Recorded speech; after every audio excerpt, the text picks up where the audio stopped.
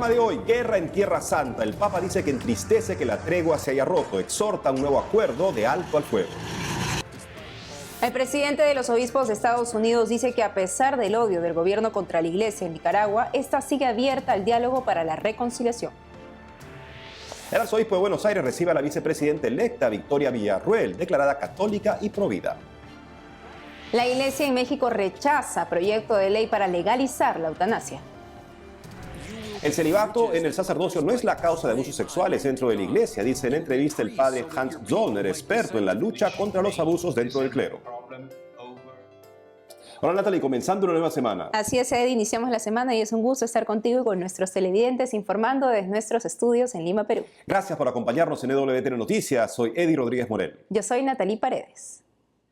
Iniciamos las noticias con un recuento sobre el intercambio de fuego entre los militares israelíes y los terroristas de Hamás. Luego de retomada la guerra hace unos días, desde el Vaticano el Papa Francisco sigue los acontecimientos en permanente oración. Aquí lo último sobre la guerra en Tierra Santa. Hoy el cielo de Franja de Gaza amaneció lleno de humo tras los ataques de Israel contra Hamás desde el fracaso de la prórroga de la tregua. El ejército israelí hizo estallar el edificio del Palacio de Justicia en Gaza, arrasándolo hasta el suelo. Según el Ministerio de Sanidad gazatí, los ataques israelíes han matado a más de 15.500 personas desde el 7 de octubre. Las fuerzas de defensa de Israel informaron que extenderán sus operaciones terrestres a todo el territorio de Gaza, mientras los habitantes de Gaza se trasladan a Rafah en busca de refugio. Las familias de los rehenes israelíes todavía retenidos por Hamás pidieron una reunión al gobierno de Israel para abogar por la liberación de los rehenes.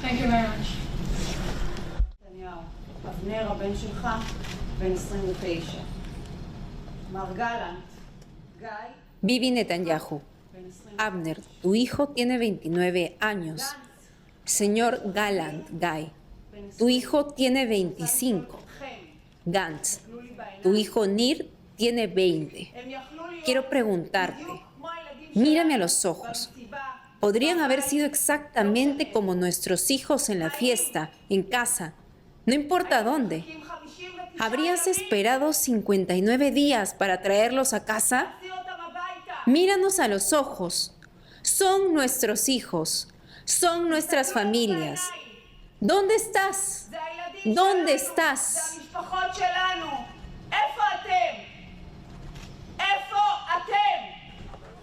El secretario de Estado estadounidense Antony Blinken anunció que había hablado con el primer ministro catarí, Al Thani, para facilitar el regreso seguro de todos los rehenes y seguir aumentando los niveles de ayuda a los civiles de Gaza.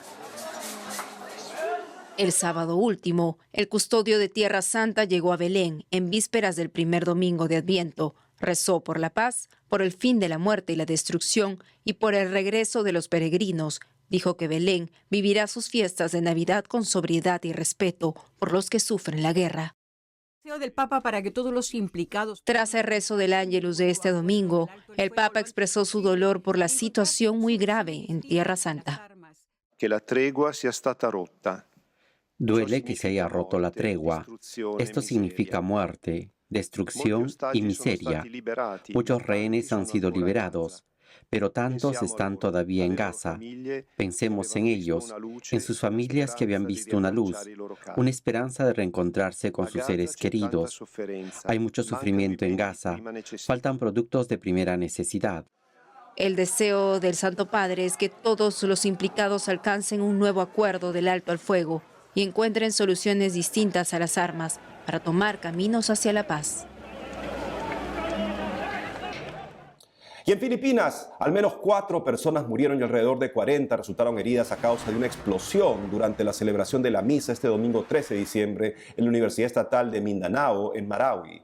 El Papa Francisco envió sus condolencias y ofreció sus oraciones por las víctimas del atentado. Además, impartió su bendición como una promesa de fuerza y consuelo en el Señor. Por su lado, las autoridades investigan si militantes del pro-Estado Islámico fueron los responsables.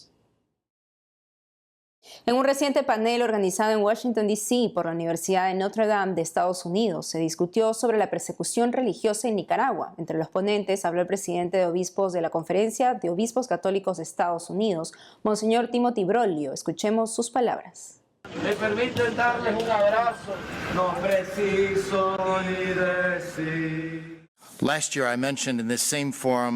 El año pasado mencioné en este mismo foro que para mí la difícil situación de la Iglesia y del pueblo de Nicaragua es también un problema personal.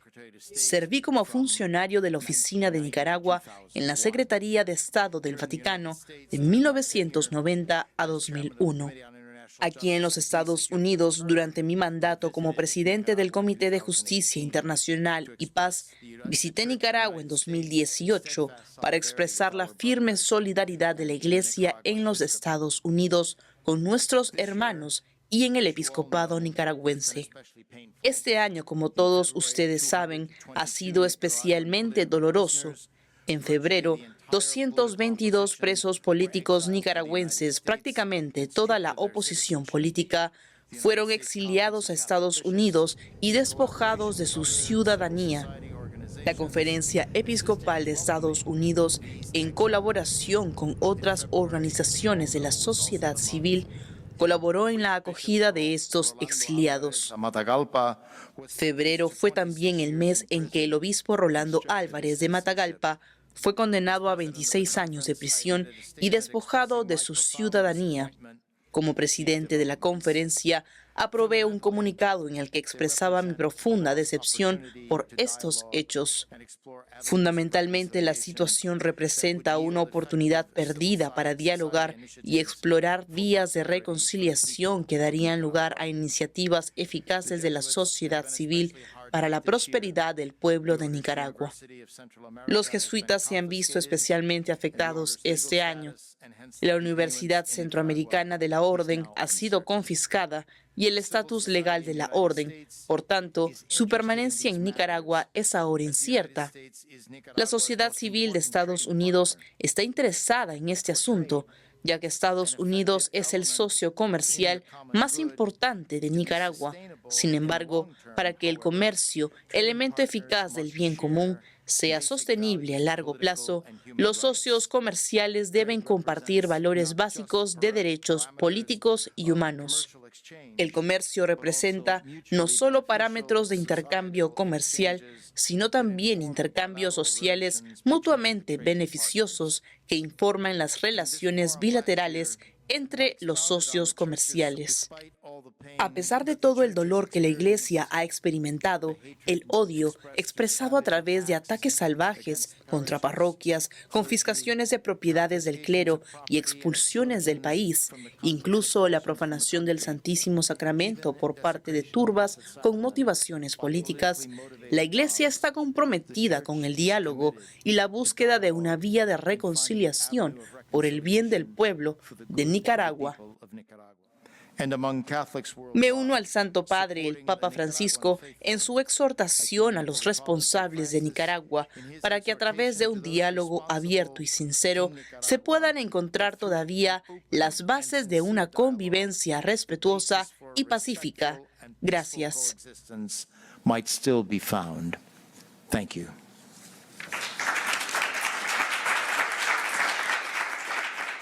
Me permiten darles un abrazo.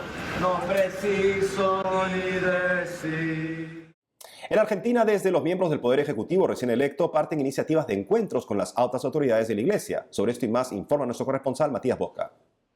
El arzobispo de Buenos Aires y primado de la República Argentina, Monseñor Jorge Ignacio García Cuerva, recibió en la curia porteña a la vicepresidenta electa, Victoria Villarruel. La noticia del encuentro fue dada por la propia Villarruel a través de una de sus redes sociales, donde además aseguró: le comenté que quiero visitar a la Virgen de Luján, patrona de la República Argentina, para agradecerle y rezar por nuestro país. Por su parte, el prelado le obsequió su libro, Que haya lugar para todos. La vicepresidenta electa es católica, practicante y ha participado en ediciones anteriores de la peregrinación a Luján, momento que también compartió en una foto. Cabe señalar que Monseñor Jorge Ignacio García Cuerva tomó posesión como arzobispo de Buenos Aires el 15 de julio de 2023. En su homilía de inicio de ministerio, dirigiéndose a las autoridades, les ofreció: cuenten conmigo para lograr una presencia inteligente del Estado en favor de los sectores más humildes y excluidos. Entre otras noticias, la Policía Federal Argentina realizó la 43 peregrinación a la Basílica de Luján. Este año tuvo lugar la 43 peregrinación a la Basílica de Luján, de la que participaron una multitud de miembros de la Policía Federal Argentina, bajo el lema Madre, estamos en tus manos, danos fuerza para unirnos. Organizado por la División Clero Policial y su personal, la caminata comenzó desde el santuario de San Cayetano, ubicado en el barrio porteño de Liniers, y culminó en la Basílica de Luján. La misa de clausura fue presidida por el capellán general Padre Diego de Campos y concelebraron los capellanes policiales con sede en la ciudad de Buenos Aires. En su homilía, el Padre de Campos expresó que la Virgen de Luján es para la institución la estrella que nos guía y que cuando el mar está en medio de la tempestad, los navegantes con fe saben que mirándola a ella no se hunden. Qué lindo como familia policial volver a ponernos bajo su manto y su mirada, bajo su abrazo y también bajo su protección. El objetivo de la peregrinación es que toda la familia policial, bajo la mirada de la Santísima Virgen, bajo su manto, bajo su cuidado, bajo su amparo, bajo su protección, vuelva a poner todo su servicio, vuelva a poner todos sus proyectos, vuelva a poner todos los objetivos institucionales. Para finalizar, el arzobispo de Mercedes Luján, Monseñor Jorge Eduardo Scheining, dio detalles de la ceremonia de beatificación del cardenal Eduardo Piroño. Les quería compartir que ese sábado 16 de diciembre a las 11 de la mañana haremos la celebración de la beatificación, pero quiero compartirles que va a ser afuera de la basílica, porque son muchas las personas que desean participar y estamos muy felices que así sea. Entonces, en un primer momento íbamos a hacerlo adentro, pero ahora hemos decidido hacerlo en la plaza. Vengan, serán todas, todos muy bienvenidos. Y el domingo 17 la misa de acción de gracias.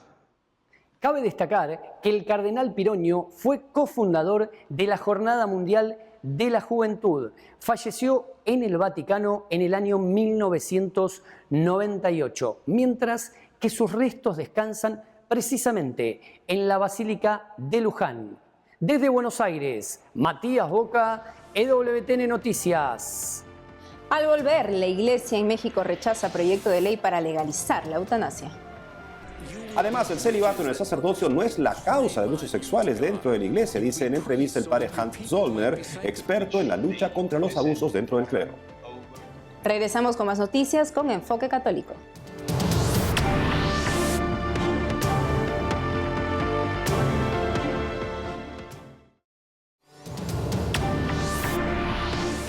En México, los políticos invierten tiempo en su objetivo para legalizar la eutanasia o eliminación deliberada de una persona, pero la Iglesia está atenta. Sobre esto y más nos informa nuestro corresponsal Diego López Colín.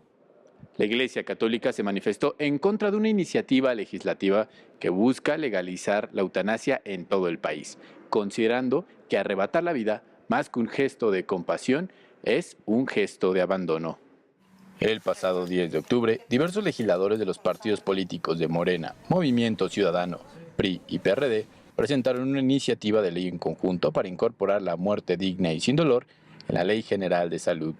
Actualmente, la legislación prohíbe la eutanasia y el suicidio asistido, por lo que la nueva propuesta pretende derogar este artículo y aplicarlo para los mayores de edad en pleno uso de sus facultades mentales, que padezcan una enfermedad terminal, que tengan una condición médica irreversible, que les cause dolor físico o sufrimiento emocional intenso, continuo o crónico, o que se encuentren en estado de agonía con un pronóstico de vida de 2 o 3 días.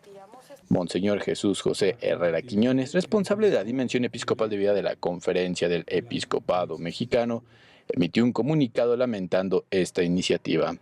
El prelado enfatiza que la verdadera compasión implica padecer con y buscar el bien objetivo del otro y no su eliminación, como sucede con la eutanasia. Monseñor Herrera Quiñones reafirma que nunca será ético que se use el dolor o que se hable de la libertad en el sufrimiento para arrebatarse o arrebatar la vida. Entre otras cosas, el obispo exhorta a los tomadores de decisión en los poderes públicos a que dirijan sus esfuerzos en poner medidas paliativas para atender el dolor de la enfermedad, sin jamás abrir la puerta a acciones que directamente quiten la vida de un ser humano, lo solicite o no. La Catedral Metropolitana de la Ciudad de México realizó este 1 de diciembre la Jornada del Perdón. Durante 8 horas, sacerdotes estuvieron confesando para tener a la gente preparada para el inicio de este Adviento. Consultado por EWTN, el padre Ricardo Valenzuela Pérez, rector de la Catedral y deán del Cabildo Metropolitano, destacó la motivación detrás de esta jornada, afirmando que es una oportunidad para prepararnos para la llegada de Cristo en su nacimiento. El rector también enfatizó que a pesar de la dimensión material que a veces se atribuye a la Navidad, iniciativas como la Jornada del Perdón nos recuerdan la importancia de preparar nuestro corazón para el verdadero sentido de esta celebración. La jornada comenzó a las 9 de la mañana y se extendió hasta las 5 de la tarde. Durante este tiempo, sacerdotes de diversas parroquias estuvieron disponibles para ofrecer el sacramento de la reconciliación, proporcionando a los visitantes la oportunidad de acercarse con serenidad en un clima de oración, alegría y esperanza.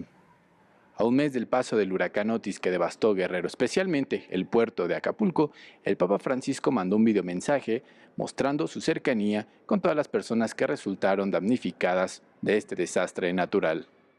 El huracán Otis tocó tierra cerca de Acapulco el 25 de octubre como categoría 5 y rachas de viento de hasta 330 kilómetros por hora. De acuerdo a la cifra oficial más reciente proporcionada por las autoridades, al menos 50 personas murieron a causa del desastre natural y alrededor de 274,000 viviendas tuvieron afectaciones, desde daños menores hasta pérdida total.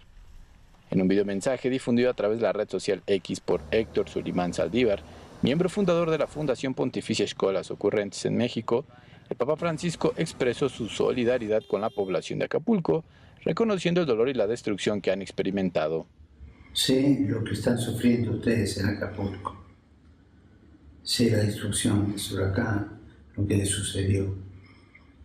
Simplemente estoy cerca de ustedes.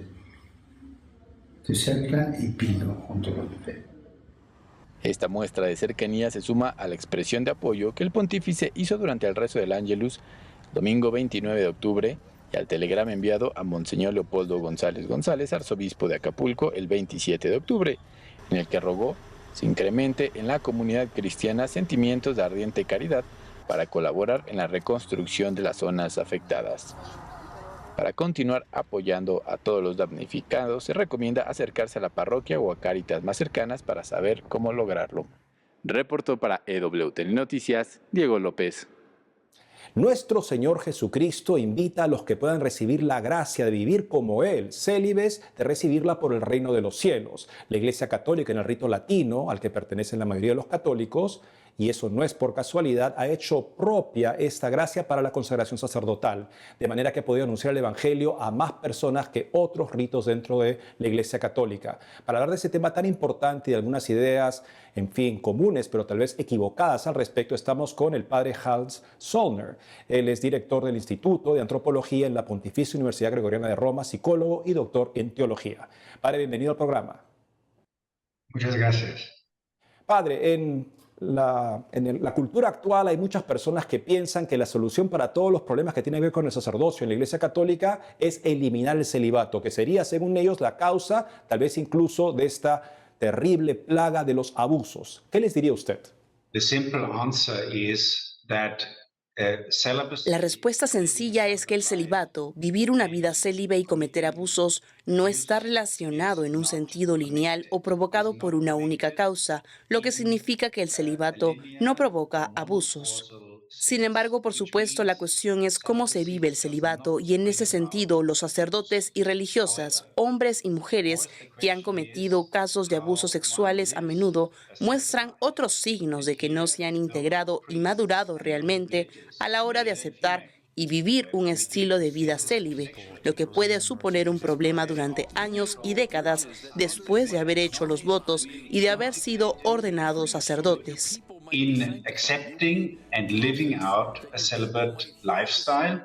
Padre, ¿cuál es la manera en la que las personas que son llamadas por Dios a vivir esta vida pueden vivir integradamente este celibato, esta virginidad, de modo que sea fecundo para el sacerdocio y el apostolado? Lo más importante es aprender a aceptar que soy un ser sexual, tengo una sexualidad y eso me acompañará toda la vida. No va a desaparecer con un voto de celibato o castidad si soy un religioso o un sacerdote. Tanto como las personas casadas también tienen que enfrentarse con su propia sexualidad y con sus propias atracciones. Por lo tanto, aceptar que hemos sido creados a imagen de Dios y que la sexualidad forma parte de esa creación es lo primero y lo más importante.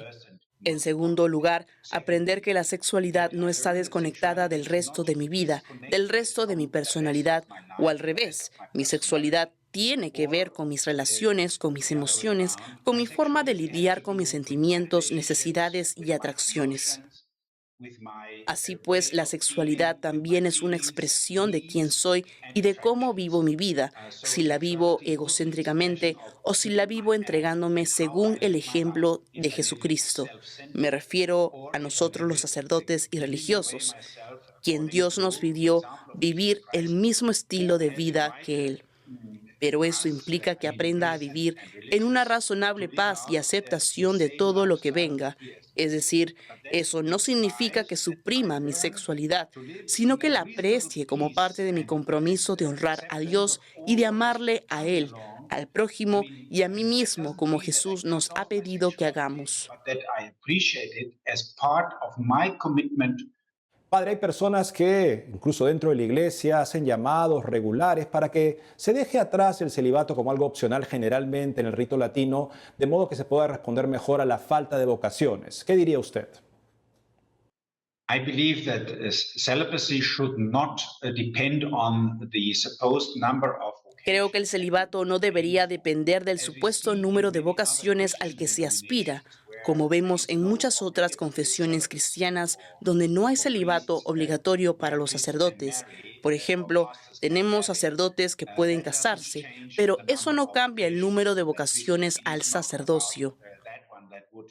Sin embargo, ciertamente diría que dentro de la Iglesia latina, ese ha sido siempre el celibato, durante unos 1000 años como obligación, e incluso antes, pero incluso ahora, dentro de la Iglesia latina, tenemos sacerdotes casados.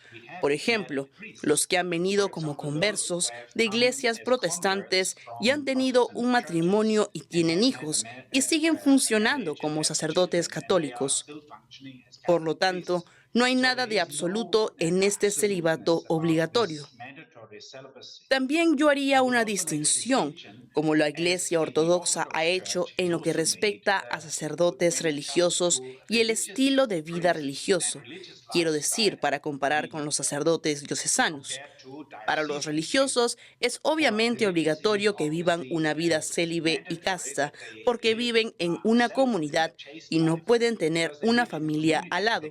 Pero como vemos, en la Iglesia siempre ha habido un aprecio por un estilo de vida célibe, pero también depende de cuáles son las condiciones para vivirla.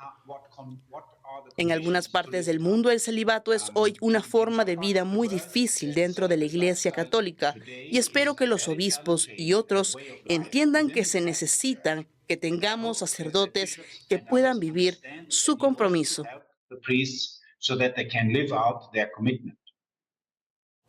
Padre Hans Zorner, gracias por habernos hablado sobre este importante tema el día de hoy. Muchas gracias a usted. Por otro lado, los obispos de Centroamérica denunciaron que el drama migratorio constituye un grito no suficientemente escuchado. Al cierre de la 81 Asamblea Anual del Secretariado Episcopal de América Central en Guatemala, los prelados alertaron sobre la intensificación de la crisis migratoria y calificaron a los migrantes como héroes de la economía en los países de la región. Asimismo, señalaron la vitalidad creciente de la pastoral de la movilidad humana en contraste con la ineficiencia de los programas gubernamentales en torno a este problema. Y eso es todo por hoy, amigos. Gracias por haber estado con nosotros. No olviden seguirnos en nuestras redes sociales y en wtnnoticias.com. Hasta mañana.